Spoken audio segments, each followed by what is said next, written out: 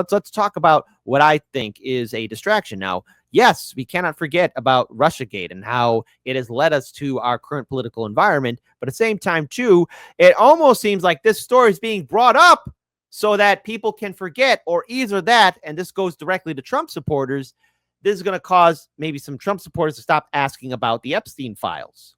Because, oh, hey, let's look at something that might make people angrier. Like, oh, let's go after Barack Obama instead of focusing on the most prolific human trafficker in international history. So Americans will finally learn the truth about how the 2016 intelligence was politicized, weaponized by the most powerful in the Obama administration to lay the groundwork for what was essentially a years-long coup against President Donald Trump, subverting the will of the American people and undermining our Democrat republic. All right, hey, Tulsi, could we also look into how the Democratic establishment was also, screwing around with the Democrat primary in 2016? I remember when you stepped down and you called them out, the DCCC, what they were doing to Bernie. Do we remember about the voting machines, the long lines, lack of paper ballots, Bernie Sanders not showing up on the ballot, machines not working right, or either that somehow Bernie Sanders winning a state, but yet all the delegates go to Clinton? I don't know. I remember that. I remember that. I remember that, right? I'm not crazy. I mean, yes, I am crazy, I am going a little crazy, maybe, after all of this. It's just like, I can't be going this crazy, right? Like, everybody remembers this, right? I feel like that guy at the end of the invasion of the pod people, the body snatchers. It's like, they're all around. They're all around. Abiding 71, trust the process. Queen Tulsi will deliver. I don't know. Maybe. Big bad bill cuts to Medicaid. Don't forget Medicare, Social Security disability insurance, Israel genocide, Ukraine war. But Obama. Yeah, let's go after Obama. Obama. Yes, that's right. Why not? Why not go after Barack Obama? So let's talk a little bit more about this. For months preceding the 2016 election, the Intelligence Committee shared consensus view. Russia lacked the intent and capability to hack U.S. elections. But weeks after President Trump's historic 2016 victory defeating Hillary Clinton, everything changed. Look at all this. On December 8th, 2016, IC officials prepared an assessment for the president's daily brief, finding that Russia did not impact recent U.S. election results by conducting cyber attacks on infrastructure. Before it could reach the president, it was abruptly pulled based on new guidance. This key intelligence assessment was never published. The next day, top national security officials, including FBI Director James Comey, CIA Director John Brennan, and DNI James Clapper, gathered at the Obama White House to discuss Russia. Obama directed the IC to create a new intelligence assessment that detailed Russian election meddling, even though it was contradict multiple intelligence assessments released over the previous several months. Okay, well, we know that it was all BS. Like, what are we going to do? We're going to knock on the door and be like, Political Police, Commissariat Hans, and Deputy Fritz with arrest warrant for Barack Obama. Commissar Fritz? Deputy Hans? Oh, wait, sorry. Commissar Hans and Deputy Fritz. Commissar Hans, Deputy Fritz. You're going to have to get off my front porch, or there's going to be a drone, and it's going to knock you out. Deputy Fritz, we must run. Obama officials immediately leaned on their allies in the media to advance their falsehoods. Anonymous IC sources leaked classified information to the Washington Post and others that Russia had intervened to hack the election in Trump's favor. Oh my goodness. On January 6, 2017, just days before Trump took office, DNI Clapper unveiled the Obama-directed politicized assessment, a gross weaponization of intelligence that laid the groundwork for the years-long coup intended to subvert President Trump's entire presidency.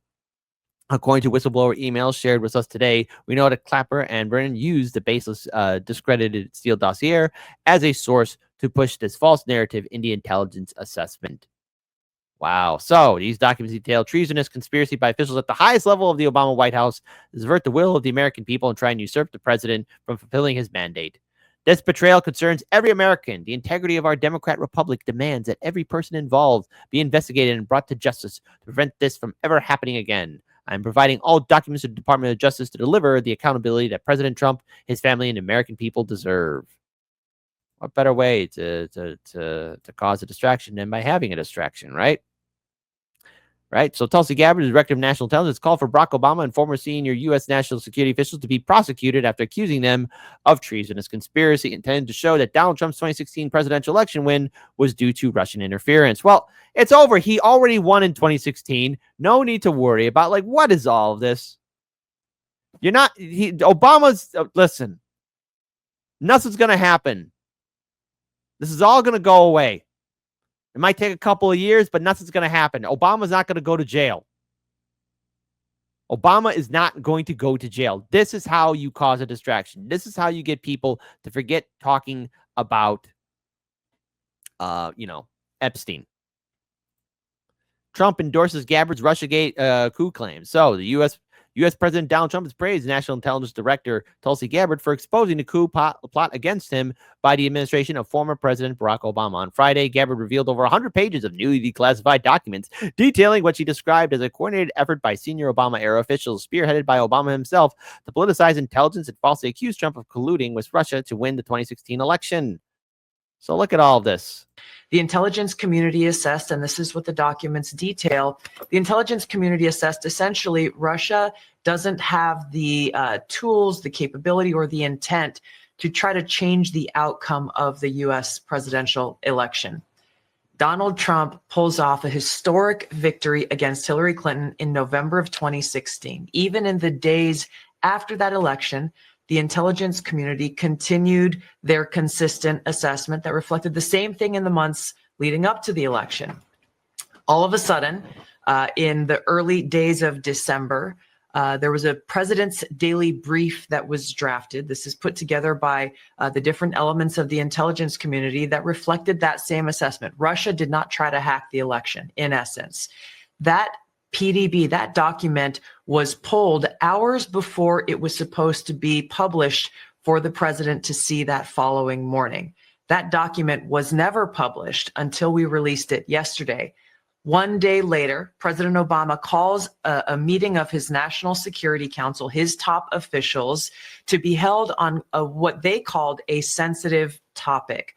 And the results of that meeting, which we released yesterday, and these over 100 documents that talk about in detail how President Obama and his team, he directed a manufactured piece of intelligence that detailed not if, but how Russia tried to influence the outcome of the United States election that President Trump won in November of 2016. This is a distraction. I mean, what more can we get? I think a lot of people have come to the terms and realization that Russiagate was nothing more than a waste of time. It's probably one of the many reasons why our political system is so screwed up, because of Russiagate and the fallout from it. But why are we focusing on it when we have bigger issues to worry about? This document was then used as the foundation for everything that came next. It was essentially a years-long coup that was launched against President Trump before he even had the opportunity to take his oath of office and be sworn in as President of the United States. So, as you know, there was a Mueller investigation that went on for years, cost taxpayers nearly $40 million. There were 2 congressional impeachments. President Trump and almost every member of his family were smeared and attacked, faced lawsuits, depositions. High-level officials were investigated. Some were arrested and put in jail. The list goes on and on about the ramifications of this, but foundational to it all was the fact that we had in President Obama and his leadership team people who did not want to accept the will of the American people in electing Donald Trump in 2016, and therefore cooked up this treasonous conspiracy to, again, try to effectively, and they did effectively, launch a years-long coup against the sitting president of the United States. Yes. What a waste. This is what you call a distraction. This is how you get people not to pay attention anymore to the bigger stories at hand, such as, you better believe it, oh, I don't know. In my opinion, Dan Barr, I'm going to give you the final word. Yep, Tulsi, tell me about Jeffrey Epstein. Can we talk about Epstein? Can we talk about it? Can we talk about it?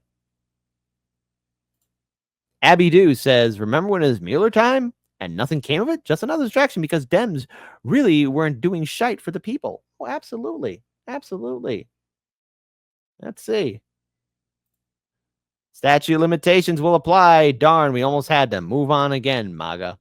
Well, I would say this isn't MAGA. I would say that this is the Trump administration trying to redirect MAGA's rage towards something else. Because remember, in the previous segment, I talked about how a lot of Trump supporters are angry and furious that Trump is telling them to ignore and dismiss the Epstein files. Okay? And I think this is a chance for us to do more reach out. Hold on, let's see what else the audience has to say. All right. WTF, Tulsi, you were running with Bernie. I wonder if Tulsi's ever going to look into what happened during the Democrat primary of 2016. Are we going to look into that? Yes, no, yes, no. Atlantic, Pacific, Pacific, Atlantic. Yeah, exactly.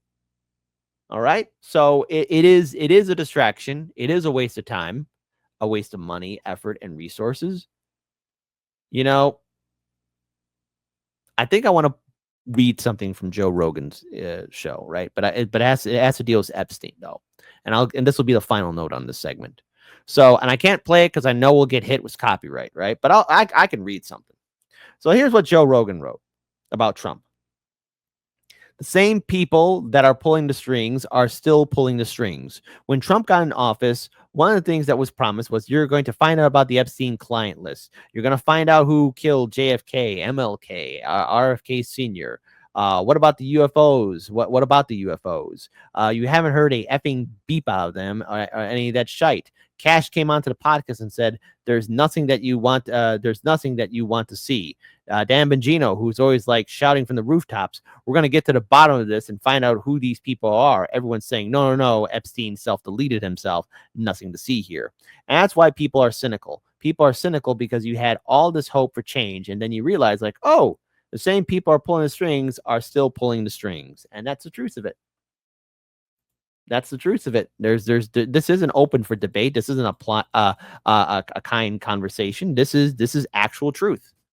So let us remember, let us not forget that this story about Obama or Tulsi going after Barack Obama is like, well, what is this? You know what this is?